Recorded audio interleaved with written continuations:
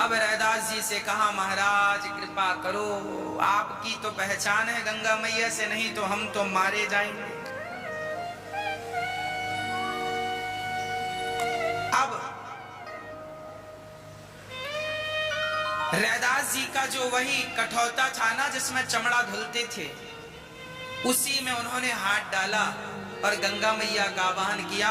उसी कठौता से स्वयं दूसरा कड़ा उन्होंने निकाल कर दे दिया रैदास जी ने। अब पंडित जी और राजा सब स्तब्ध रह गए, आश्चर्यचकित रह गए। कड़ा तो मिल गया। एक दिन पंडित जी ने रैदास जी से कहा, रैदास जी ये बताओ कि आपके अंदर इतनी शक्ति कहां से आई कि कठौता से आपने कड़ा निकाल दिया, सोने का चूड़ी निकाल दी। रैदास जी ने कहा, ये मेरा प्रभाव नहीं है, मेरी पत्नी का प्रभाव है।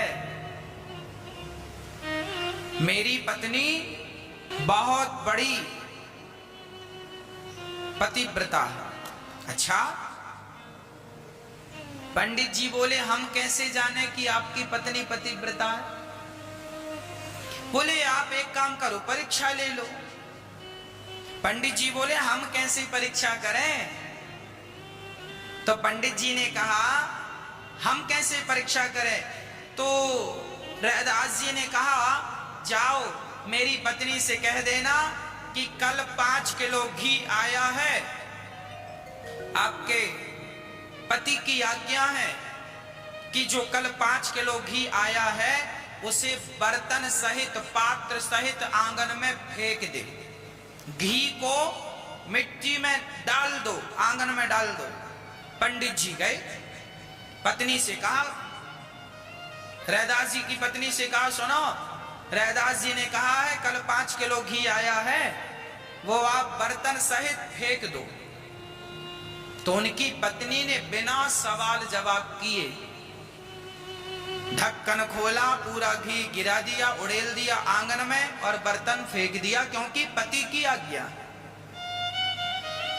अब पंडित जी ने सोचा कि इनकी पत्नी तो बड़ी पतिव्रता है, जरा हम अपनी पत्नी को देखें, हमारी कैसी है। उनकी भी इच्छा हुई कि हम भी अपने पत्नी का देखें, हमारी पत्नी कैसी है। पंडित जी गए अपनी पत्नी के पास, सुनो, कल 250 ग्राम घी लाए थे हम यजमान जी के यहां से। हाँ हाँ लाए थे। पत्नी ने कहा लाए थे। पति ने कहा, पंडित जी ने कहा जल्दी से उसको आंगन में फेंक दो। पत्नी ने कहा, कोई भांग वांग चढ़ा रखी है क्या? पंडित जी ने कहा नहीं। तो पत्नी ने कहा,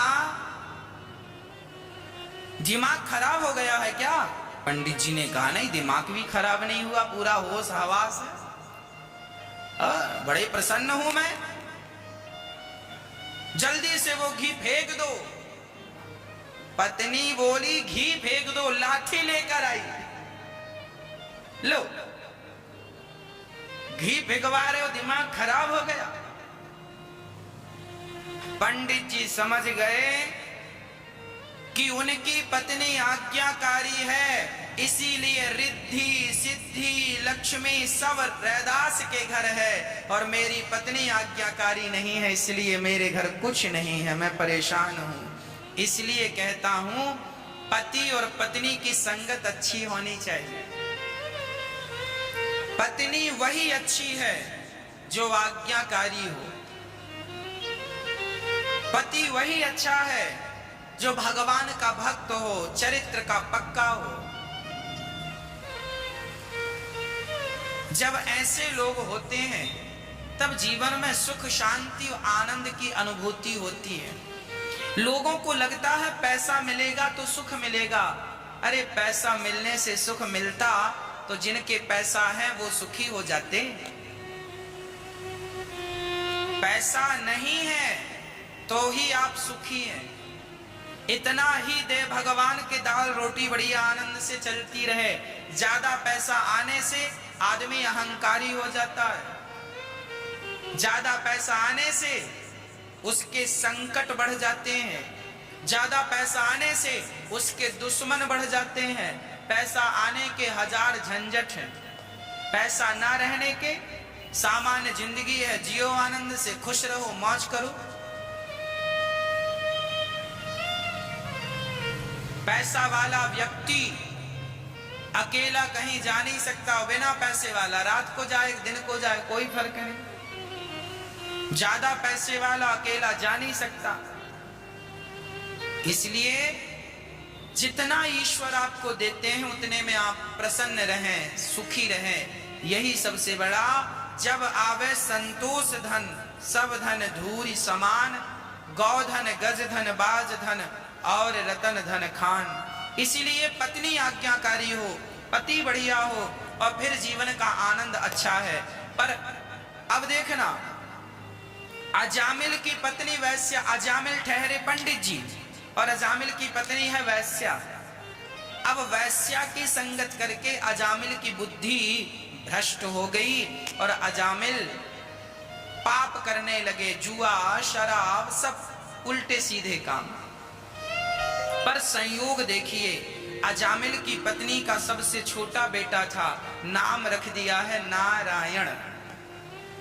नारायण नाम रखा।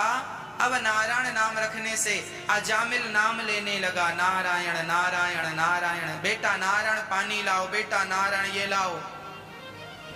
जब अजामिल का समय पूरा हुआ, यमदूत आए, चलो, गले में फांसी का फंदा डाला, खींचने लगे। डर गया अजामिल और आवाज लगाई अपने बेटे को, पास में बेटा खेल रहा था, आवाज लगाई, बेटा नारायण। दूरे क्रीडन का सक्कम पुत्रम नारायणावयम प्लावितेन स्वरेणोच्चये राजुहावा कुलेन्द्रिय।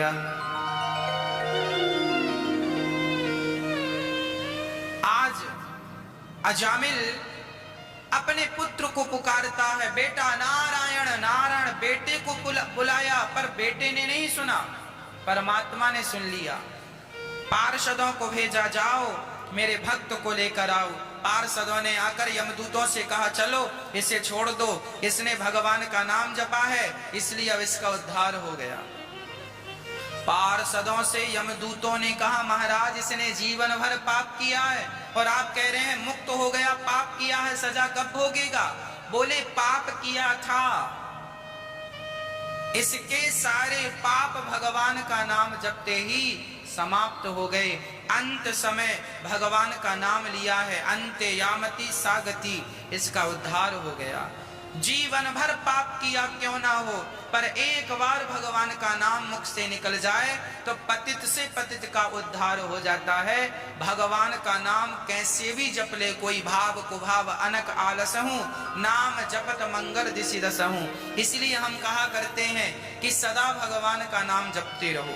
एक पल के लिए बैठे हो तो आपकी हृदय की धड़कन के साथ कृष्ण कृष्ण चलता रहे, राम राम चलता रहे, नारायण नारायण चलता रहे। भगवान का नाम यदि छूटेगा तो काम बिगड़ जाएगा। नाम ना जाए, काम करते हुए भी अजामिल जैसे पापी का उद्धार केवल नाम के बल से। यमदूतों से कहा, नरक कौन जाएगा? बोले जीवन भर जिसने पाप किया है उसे हम नरक ले जाते हैं। बोले इन्होंने तो मरते समय भगवान का नाम जपा, अब कैसे ले जाओगे? बोले अब कैसे ले जाए, जीवन भर पाप करने वाला भी मन से भगवान का नाम जप ले एक बार मरते समय तो उद्धार हो जाता।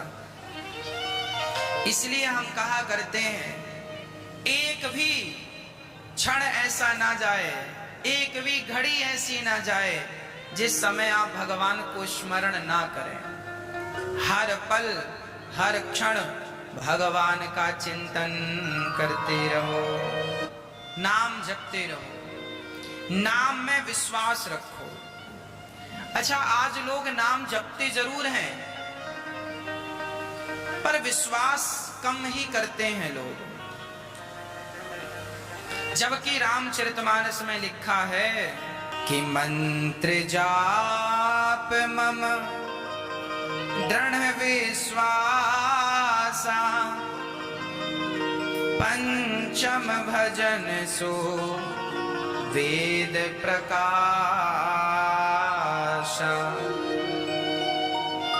भगवान का नाम जपो पर विश्वास से जपो। यदि विश्वास है तो वो नाम कल्याण करेगा, यदि विश्वास नहीं है तो उसका कोई अर्थ नहीं। एक सज्जन हमसे बोले, महाराज जी मंदिर में दो लोग बैठते हैं, एक भिखारी एक पुजारी। भिखारी बड़े दुखी हैं और पुजारी बड़े सुखी हैं, दोनों ही राम राम जपते हैं। भिखारी कहता